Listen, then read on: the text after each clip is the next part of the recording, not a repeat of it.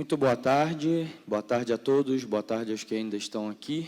Para mim é um prazer novamente, mais um ano, estar aqui apresentando um trabalho na GTERA, agradecer ao Comitê de Programa por ter aceito aí o trabalho. Hoje nós vamos falar um pouco sobre o 464 XLAT como técnica de transição V4, V6 para ISPs. Tem como soltar o tempo aqui para mim, porque eu falo demais e eu não quero me perder no tempo.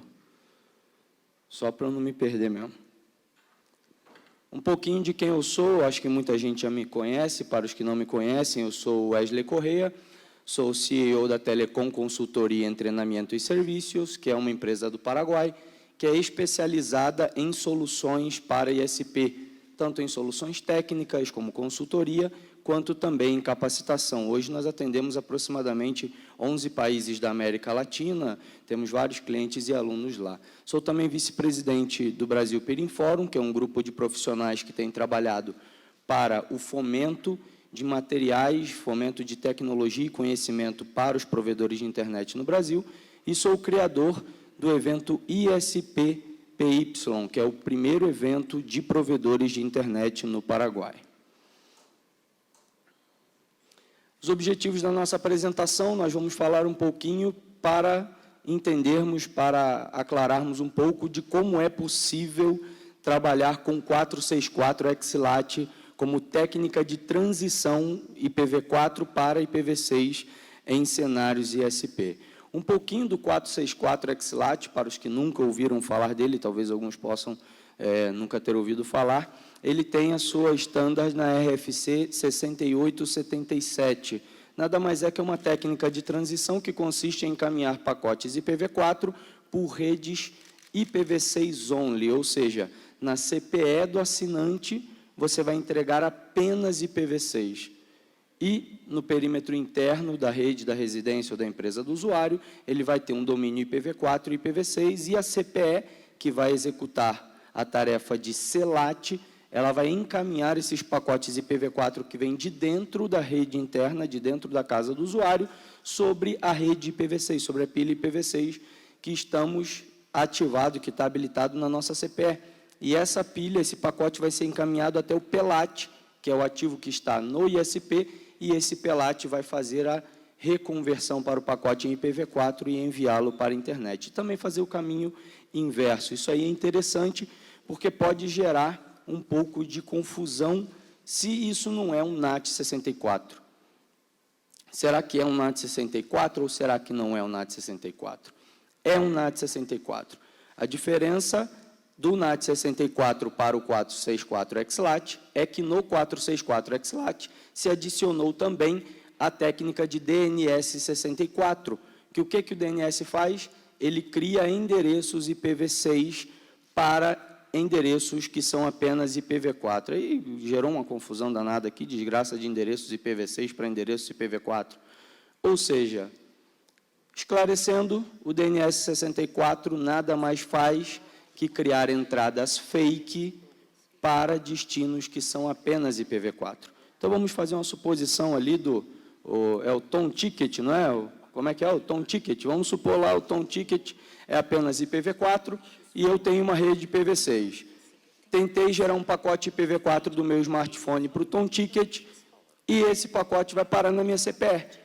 E a minha CPE só tem IPv6 para fora. O que vai acontecer? Na resolução de DNS, no DNS 64, o DNS 64 vai criar uma entrada usando o bloco 64FF9B. Esse é o bloco padrão, pode ser usado qualquer outro bloco que vocês desejam, e vai se retornar um endereço desse bloco, desse /96, como sendo o endereço IPv6 do Tom Ticket. Opa, viramos o Tom Ticket para IPv6 aqui agora, num passe de mágica. E aí o que acontece? Esses pacotes gerados, o pacote que vai ser encaminhado para esse endereço, vai ser encaminhado para o nosso PELAT. Por quê? Porque o nosso PELAT vai entender, olha, o pacote que está vindo com destino a esse endereço é um pacote originalmente IPv4, que foi convertido para IPv6 e eu preciso trabalhar com ele. Tem uma outra observação aqui, ó. É importante que a CPE do assinante tenha especificado esses DNS que são o DNS 64. Não adianta eu simplesmente ter o DNS 64 e achar que vai funcionar num passe de mágica. Não, a minha CPE tem que receber, junto com o endereço IPv6 público global, ela tem que receber também esse endereço DNS, que é o DNS 64. E aí nós vamos falar um pouquinho sobre a topologia do provedor. Qual é a topologia, não vou dizer adequada, mas qual é uma das topologias que é mais fácil de você manipular uma implementação de 464 XLAT. Sabemos que cada topologia é particular a cada operação de ISP. Alguns ISPs usam um modelo de CPE, outros usam outro, outros usam PPPoE, outros usam IPoE, enfim. A topologia ela é mista, mas nós entendemos que a maioria dos ISPs, dos provedores, possuem CPEs. E essas CPEs elas têm a tarefa de fazer a separação entre a rede do usuário e a rede do ISP, em separar esses domínios de rede. E essas CPEs, nós vamos ver aí um desenho, um exemplo, de um cenário básico de ISP para esse 464 XLAT. Nós temos aqui as duas internets, IPv4 e IPv6, caindo no mesmo roteador. Vamos supor que esse aqui é um concentrador de acesso PPPoE, um exemplo. E ao lado, em paralelo, na nuvem do ISP, nós temos a rede XLAT, tá? Que é o 464 XLAT, e nós temos o componente do PLAT, que é o cara que vai fazer todo esse trabalho aí. E nós temos aqui, nesse stack, apenas IPv6, ou seja, a nossa CPE está recebendo apenas os endereços IPv6, está recebendo o endereço IPv6 na WAN e também o /56 para o uso do domínio interno da rede. E no domínio interno da rede, nós vemos que nós temos as duas pilhas IP no nosso CELAT, V6 e V4. E aí eu botei vários dispositivos e tudo mais, e faltou ali uma Smart TV do fabricante XPTO, que só suporta IPv4.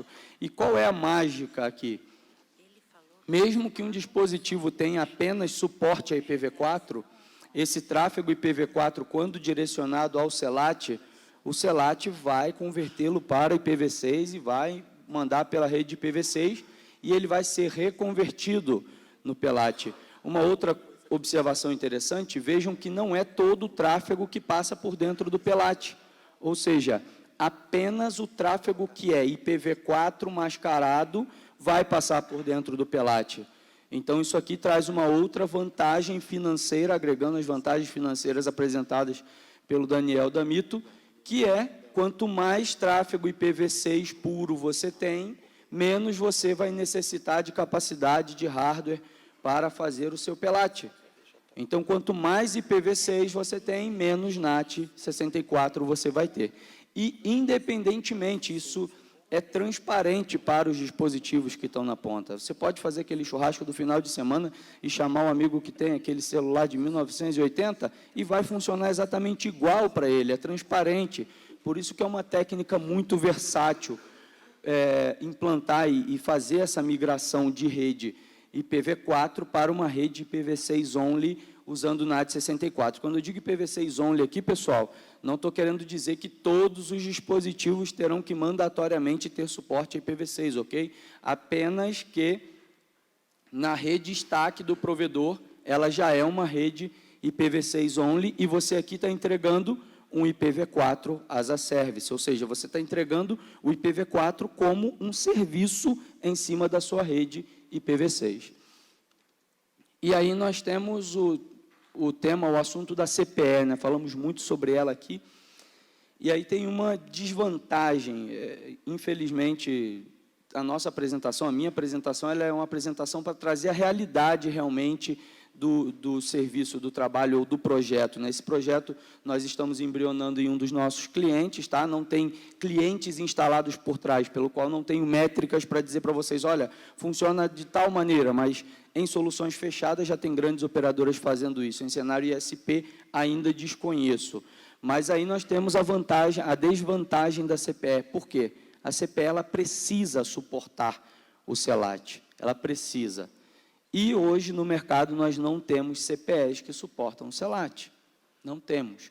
Então qual é a alternativa hoje se um ISP tem 2, 3, 5 mil clientes e quer Não, eu quero usar o 464 XLAT.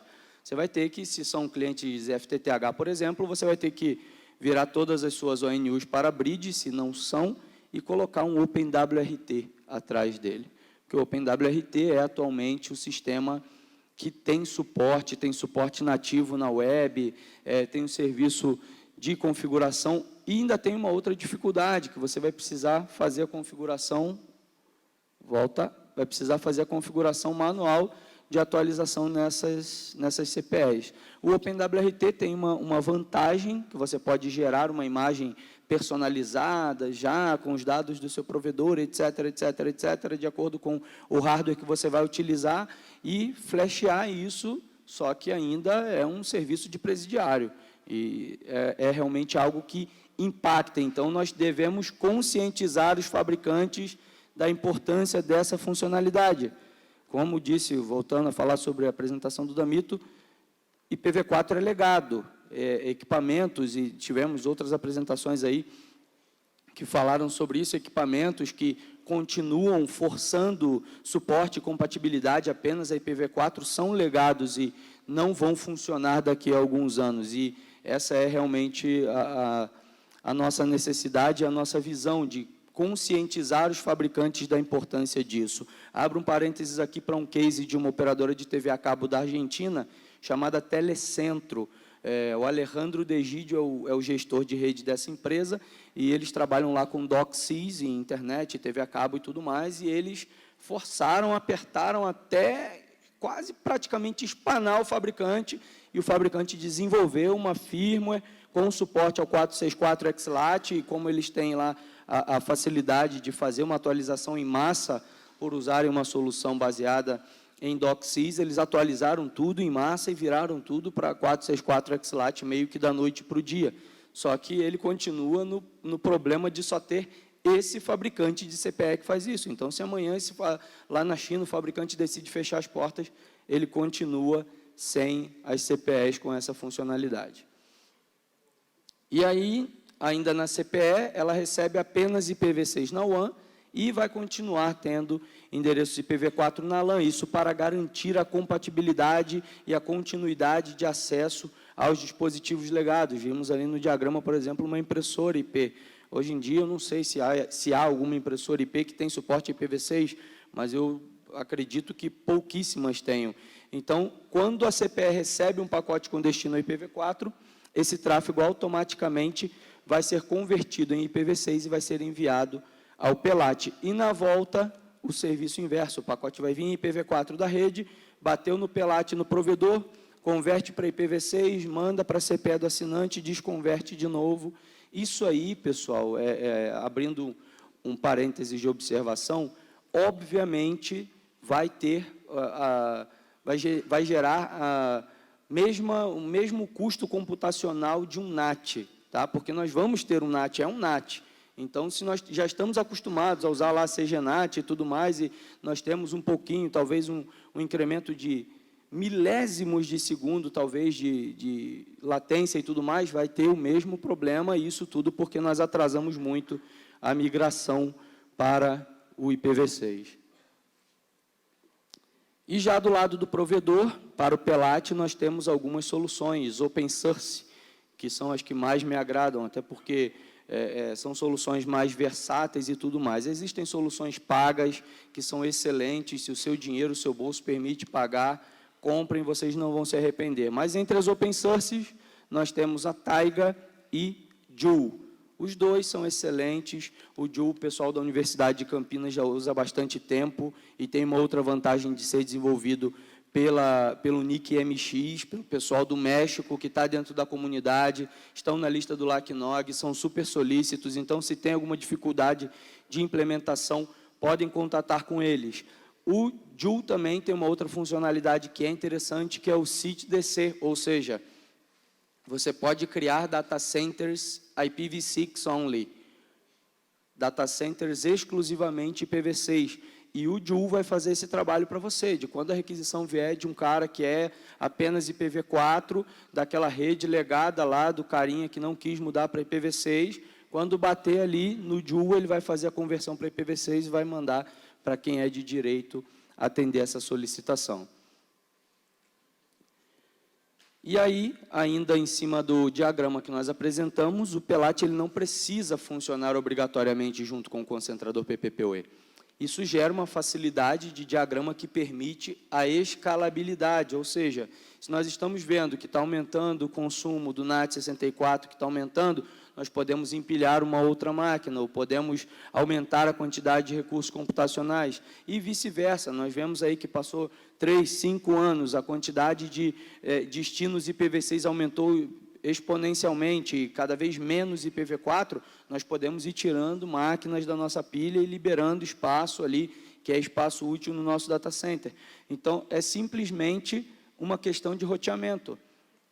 No nosso concentrador, nós vamos rotear os pacotes que forem com destino ao 64FF9B para um IP do PELAT, e o PELAT vai fazer todo o trabalho sujo ali de converte para um lado, converte para o outro, faz o negócio funcionar. E isso também tem uma outra vantagem, não gera NAT 444. Não gera NAT 444. Ou seja, você não tem o NAT na CPE, você tem apenas um NAT que fica exclusivamente no PELAT. Você não tem 2 níveis de NAT, você tem apenas um nível de NAT. E isso aí já reduz drasticamente problemas de bloqueio de direções de endereços IP por parte de provedores de conteúdo, por parte de games e etc. Vantagem ainda, se trabalharmos com mais preferência IPv6, ou seja, quanto mais IPv6 tivermos na nossa rede, quanto mais IPv6 tiver no mundo, menos vamos consumir recursos do PELAT, ou seja, menos vamos precisar de PELAT para fazer isso. Então, quanto maior o uso do IPv6, menos vamos precisar de endereços fake por DNS64, ou por NAT64, desculpa, e menos traduções vamos precisar pelo 464 XLAT. Então, isso é um incentivo cada vez maior para economizarmos dinheiro, fazendo com que a internet ela se converta cada vez mais em uma internet IPv6. E aí, agora, vamos apresentar vantagens e desvantagens. Como vantagens ao Dual Stack, nós temos a ausência de necessidade de gerenciar uma segunda pilha IP. Quando nós temos Dual Stack, nós temos obrigatoriamente que ter as 2 pilhas IP configuradas em toda a rede até o nosso concentrador de acesso. Então, são 2 pilhas IP para troubleshooting, são 2 pilhas IP para verificação, são 2 pilhas IP para gerenciar, são 2 pilhas IP para documentar. Temos também facilidade na distribuição e na gestão dos endereços IP que vão fazer parte do NAT64, que vão trabalhar nessa conversão, facilidade também de escalabilidade, de botar mais caixas, de aumentar recursos, e facilidade também na remoção da infraestrutura quando ela não se fizer mais necessária. Isso é importante, se nós temos uma rede 100% IPv6, amanhã não faz mais necessário, não tem mais utilidade termos um NAT64, um 464 XLAT, a gente vai ali, arranca aquele cara ali e acabou, porque todo mundo já vai ser IPv6 e não vamos precisar desligar uma pilha IP, desconfigurar e etc, etc, etc.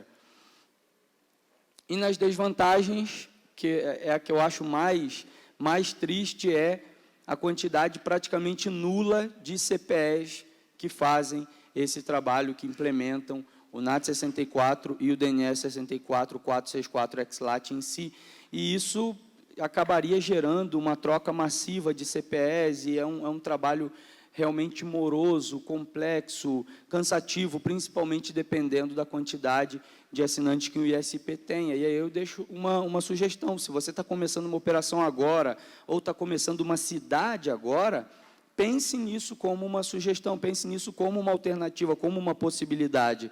Pode talvez te custar um pouquinho mais de tempo para estudar, para entender, para aprender e para aplicar, mas você já vai começar a converter algumas partes de rede nova para uma rede IPv6 only. Uma outra desvantagem é que em cenários menores é preciso ter uma caixa separada para executar isso. Ok?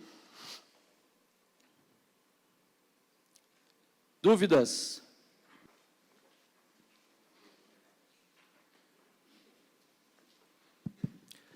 Rubens Kiel. Enquanto o pessoal pensa em perguntas, uma que me ocorreu é se você acha possível em algumas redes, o pessoal conseguia usar TR-69 para fazer push de firmware, configuração, tudo, e conseguir colocar 464 XLAT sem o truck roll, né, que é o termo americano para isso, que é ir na casa dos clientes. Acha que possível? Sim, é completamente possível. Só basta realmente que nós façamos a cobrança para que os fabricantes de CPE criem as firmas para essa CPE. Mas se uma rede ela é toda gerenciada por TR-69, não tem nenhum tipo de dificuldade de fazer um push de firma, que foi justamente o que o Alejandro Degídio fez lá no Telecentro, lá na Argentina. Ele fez tudo por TR-69, nas CPEs dele, e foi um sucesso. Virou tudo para firmas novas e espetáculo, está funcionando. Legal. Boa tarde, Leonardo da Zenit Tecnologia. Eu fiquei pensando nessa junção de o 464 XLAT ser o DNS 64 com o NAT 64 e uma forma de aplicar isso em redes internas. Então, essa palestra, ela basicamente colocou isso para ISPs, mas num cenário onde eu, de fato, tenho empresas, né, que você vai lá, pede 1/29, 1/28 da operadora, e de repente você quer tirar isso e trazer isso para dentro da empresa. Essa técnica seria possível também de ser usada desta forma, ou você vê que teria que ter alguma mudança, alguma adaptação para usar dentro de LAN? Não, nenhuma mudança. Como você não tem o NAT na CPE, você tem no PELAT, você tem opção de colocar estaticamente endereços ou blocos de endereço fixos para um determinado bloco IPv6. Então, toda vez que aquele cara se conectar, por exemplo, com um bloco persistente, ele vai ter nateado, entre aspas, para o mesmo bloco IPv6 dele, um determinado range IPv4. E aí é só fazer o direcionamento manual para os endereços privados a qual vai competir esse redirecionamento. Mas funciona perfeitamente e a tecnologia ela já é preparada para isso, é só questão de configuração mesmo.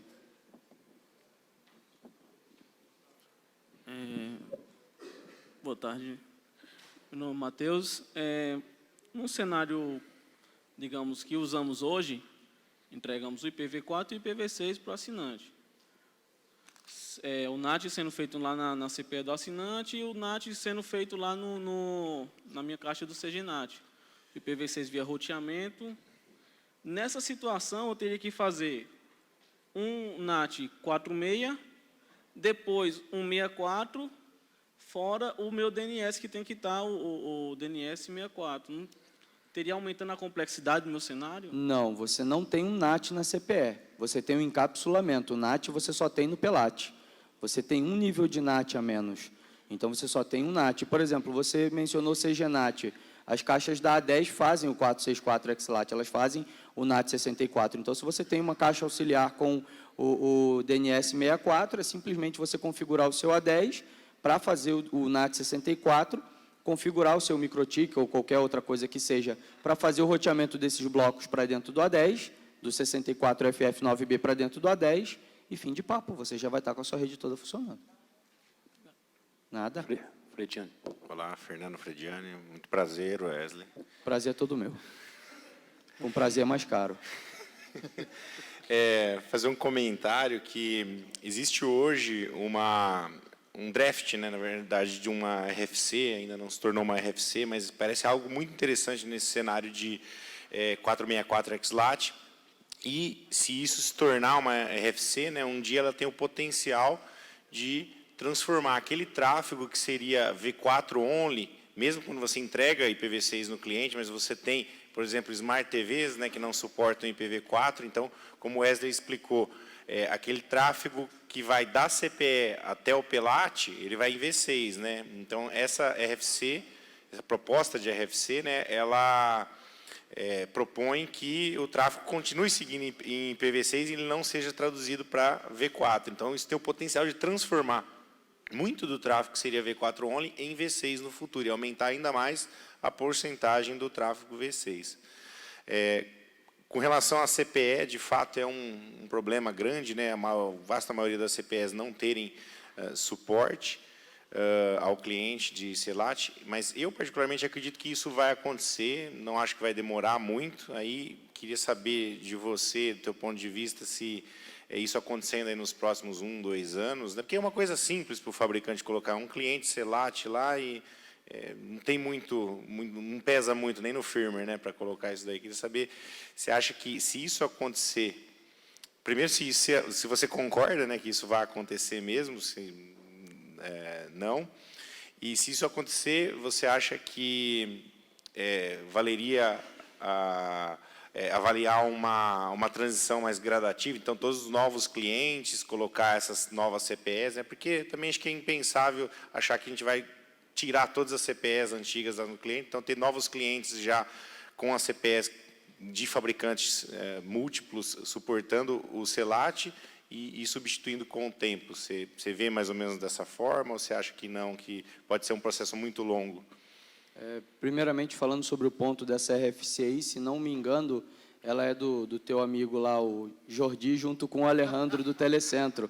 Inclusive foi por causa do problema que o Alejandro diagnosticou lá na operação dele, que o tráfego estava sendo nateado para IPv4 para poder ir para as CDNs. Então, eu vejo com muito bons olhos isso aí, você ter como criar, não sei, uma whitelist, ó, se o tráfego for com direção a esses destinos aqui, não converte ele para IPv4, mantém ele em IPv6. E eu acho que é muito simples fazer dessa maneira da CPE aí, como você mencionou, porque no caso de uma rede GPON, por exemplo, você pode separar em VLANs de serviço e facilitar e fragmentar isso. Então, ilhas novas, mesmo que não sejam cidades novas, clientes novos, você já pode ir, obviamente, aí tem que documentar isso, né, para não ter nenhum tipo de dificuldade, mas eu acredito que é possível e é mais racional do que tentar uma força comunal de migração de CPEs se você não tem um TR-69 para gerenciar as suas CPEs.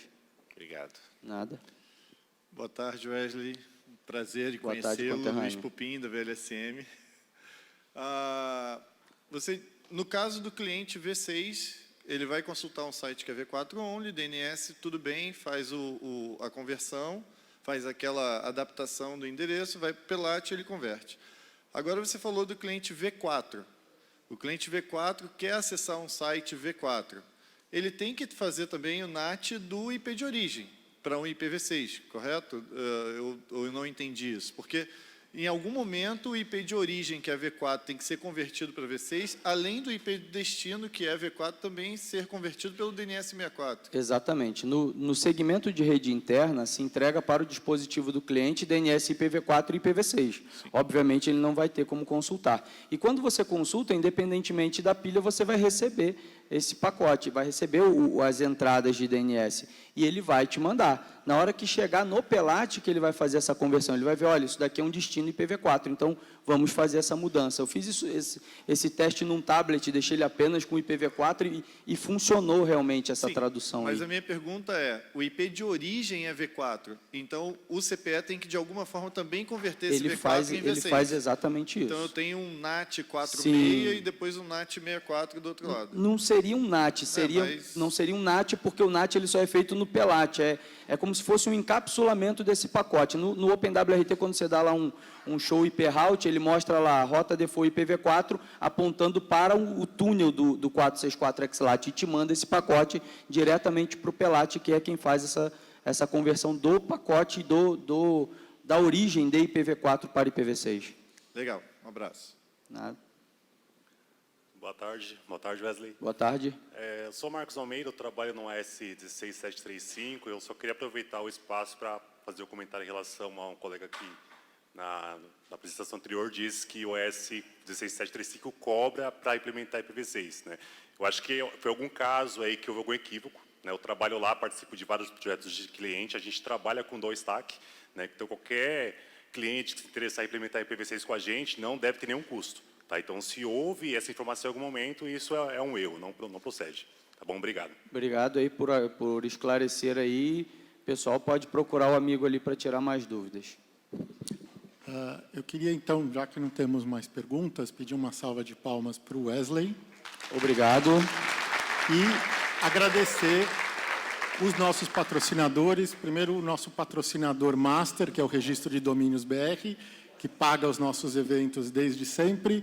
Nós temos também muitos outros patrocinadores de camada 1, 2 e 3 aqui, a Abranet, a Ciborne, a Cisco, a EPS Finisar, a Globinet, a NTT, a PS, TEDEC Extreme, Ascent, Nexus Guard, Equinix, Pix, StackPath, Siena, FlexOptics e SolidOptics. Obrigado a todos os nossos patrocinadores. Muito bem, pessoal. Gostaria de agradecer a todos pela presença, agradecer aos nossos patrocinadores. Esse evento não seria possível sem eles e não seria possível também sem as pessoas que fizeram as propostas de apresentação e estiveram aqui compartilhando com a gente nesse dia de hoje. Gostaria de convidá-los a todos para o GTS amanhã, a partir das 9 horas, e uma salva de palmas novamente para os nossos apresentadores e retomamos amanhã. Muito obrigado.